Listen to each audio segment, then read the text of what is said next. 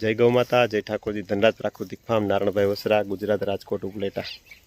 અત્યારે આપણા ફાર્મને વિઝિટે આવ્યા છે અને આપણે ચાલો એને મળાવીએ. આપણા ફાર્મને વિઝિટ કરવા માટે આવ્યા છે, તો તમારું નામ ને જણાવજો ને.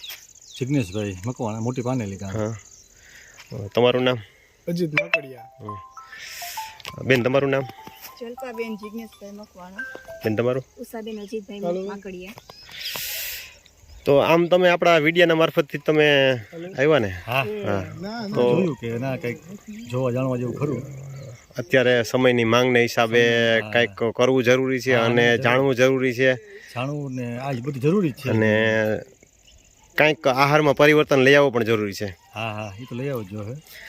કેમ કે આમ જોવા જાય તો જે કોરોના સમયમાં જે તમે તો મેડિકલ ક્ષેત્રમાં છો એટલે તમને ખ્યાલ હશે. કોરોના ક્ષેત્રમાં જ્યારે કોરોના કાળમાં જ્યારે કહેવામાં આવ્યું કે જેનામાં ઇમ્યુનિટી પાવર હશે, રોગ પ્રતિકારક શક્તિ હશે, એને વાંધો નહીં આવે. તો એનો સીધો સાદો હિસાબ કરીએ તો જે આપણે આહાર લઈશું એમાં ન્યુટ્રિશન હોય તો જ વાંધો ન આવે, નકર બહારથી લેવાની જરૂર નથી. તો અત્યારે જે છે અત્યારે આપણે જે પ્રાકૃતિક ઘઉં પકવેલા છે અને બીજી કોઈ પણ આઈટમ હોય, બરોબર, તો એમાં દવા ખાતર કે આ જે જંતુનાશક વાપરેલું હોય તો સીધે આપણે એક તમને હિસાબ કરાવું, જે આપણે ખડની દવા હોય જમીનમાં પાય તો એ દવા જમીનમાં પાય એમાંથી પોષણ એ છોડ લેવાનું છે. એ છોડના મારફતથી ઉપર જે આપણે પાક છે એ પાક પાકશે અને એ જે પાક આપણે લેશું તો એમાં એટલો બધો ન્યુટ્રિશન કે આપણે જે વસ્તુ કહી કે જે આપણે એમાં કહી કે નથી. અને આ જ રીતે જે અત્યારે આપણે ગાયનું છે ને એ પણ આપણે વિડીયો હાલતા મૂકતા હોય.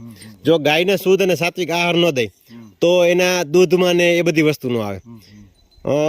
મારે એવી પ્રેક્ટિકલી મારે દૂધમાં છે કે આપણે જો દૂધ છે ને, મારી બાય ચાન્સ ક્યારેય ગાય બીમાર હોય ને એટલે ડૉક્ટરને જ્યારે પૂછે ને આપણે એન્ટીબાયોટિકને જે આપે ને એટલે કહે આમાં ખબર પડે કે એટલે ત્યારે એ જ દિવસેથી ગાયનું દૂધ તો ખબર પડી ને સાંજે સવારે ખબર પડી એટલે એ જ દિવસનું દૂધ અલગ દોઈ લેવાનું, બરોબર, ભેગું નહીં નાખવાનું.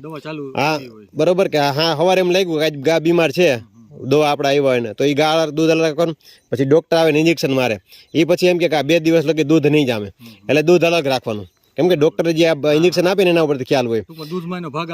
એટલે હું દૂધ દઉં ને એમાં 4 દિવસ સુધી ગાય બીમાર પડે ને તો એનું દૂધ અલગ રાખવાનું. એ આપણે અમારા જે કસ્ટમર છે એને નહીં દેવાનું. કેમ કે આજે હું મારી ઘરેથી જ હું ક્યાંય દૂધ દેવા નથી જતો. જે મારામાં જાગૃતતા છે અને મારી ગાય વ્યાય એટલે મારું દૂધ વધતું ન હોય. મારો જેવો સ્ટેટસમાં ફોટો રહે ને કે ગાય વ્યાણી એટલે જેમ દૂધ ઘટતું જાય એમ ના પાડતી જવાની, બીજાની જેમ નહીં કે ખૂટે જ નહીં એમ નહીં. પછી જેમ ના ઓલું કરતા ના પાડી દેવાની, જેમ ફોટો મૂકીએ ને તો તરત ક્યાંક અમારે ચાલુ કરવાનું છે. તો એક ક્લિયરિટી એ રાખીએ કે ગાય બીમાર હોય ને ત્યારે દૂધ કોઈ નહીં દેવાનું. એક કેસ એવો બનાવાયો હતો મારા ઘરના છે ને એના જ ફ્રેન્ડ, પણ એ આમ ઓલી બાજુ લેવા આવવાની બહુ તકલીફ થઈ. એ જે જગ્યાએથી ગાયનું દૂધ લેતા હતા ને તો એની ગાય બીમાર હતી અને ઇન્જેક્શન માર્યું, એ દૂધ લઈ ગયા અને એની બેબી કંઈક 8-9 વર્ષની હતી. તો એ દૂધ એને પાયું અને રાતના સમયે એને ઉલટીને ઝાડા થયા. આજે 4 દિવસ કે 5 દિવસ હું ન દૂધ દઉં તો એમાં મને કંઈ ફરક ન પડી જવાનો હોય. પણ આજે જે મારી નથી જે રેગ્યુલર દૂધ લે છે ને તો એના સ્વાસ્થ્ય સાથે ચાળા ન થવા છે ને. હું આપણે ઘણી વખત બતાવતા હોય ને હું જો કોઈને અત્યારે વિડીયોમાં એવું કહું ને તો કોઈને અલગ ઓલું લાગે. મારે ત્યાં દૂધ નથી વધતું, મારે ત્યાં ઘી નથી વધતું.